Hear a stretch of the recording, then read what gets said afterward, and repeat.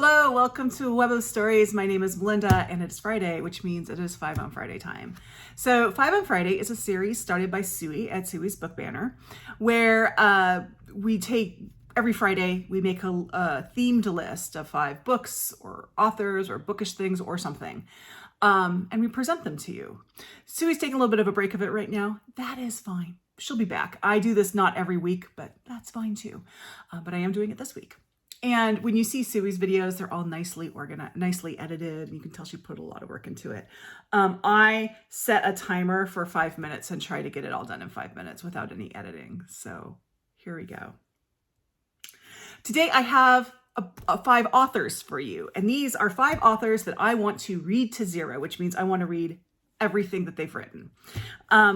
Now, I have a lot of authors that I have read to zero, but these are ones that I want to or am working on. The first one is very obvious if you watch my channel because I have a plan for it. I've been doing it for a couple years, and that's Agatha Christie. I pulled this one off. This is one of her lesser known books that I actually really recommend. I enjoyed this one. It's a good wintry one, The Sittaford Mystery. Agatha Christie, the 3rd best-selling author in the world, behind William Shakespeare, also reading to zero, but not on this list, and God. There you go. So Agatha Christie, I'm probably, maybe around the halfway point right now with her, but we'll see.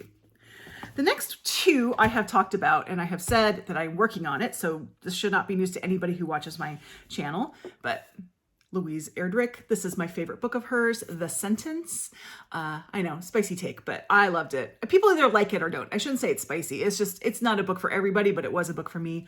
She is an Indigenous writer. I love her writing. I love her. She has a number of books that she has some poetry and books for children that I can still get into, that I haven't, but she has quite a ways to go. I am probably maybe 10% into her. So Louise Erdrich. And then I have Alice Hoffman. This is the Book of Magic. This is the final book in the Practical Magic series. I'll be honest, I pulled it because it was on the top of the pile. But I really love her books. I have not read any Alice Hoffman that I don't like. And I am, fortunately, while she does have quite a few books, she has fewer than Louise Erdrich. So I'm getting there with her. I have enjoyed her. She tends to, but not always, have a little bit of magical realism in her books. So if you like that, that's there. If you don't like that, she has books without it.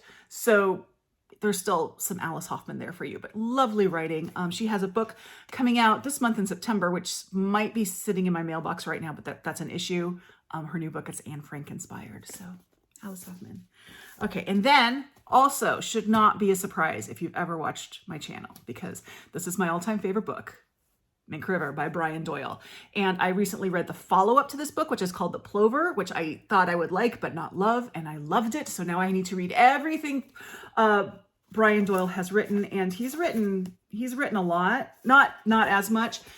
The unfortunate for the world, but good for this little project part of this is that I can easily read him to completion because unfortunately he has passed.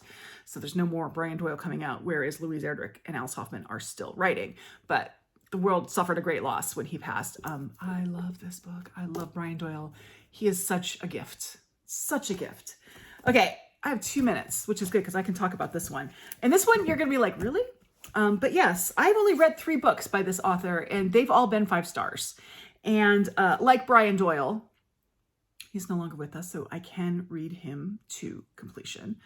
But I wouldn't say that, like in Brian Doyle's case, he was taken too early. I'm not sure I'd say that in this case because he'd be like over 100 now.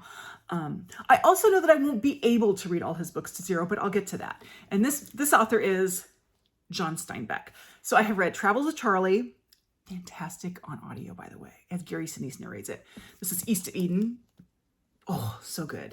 And I just read The Pearl, loved them all.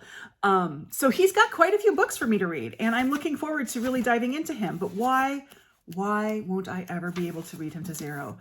That's because there's a book that everyone knows exists. I'm checking my time here. Everybody knows this book exists, but no one can read it because it's locked away in a university library. John Steinbeck didn't want people to read it. And I normally, I am all for the authors. I don't want you to read this. We shouldn't read it. Like the whole go tell a watchman thing, that was bad.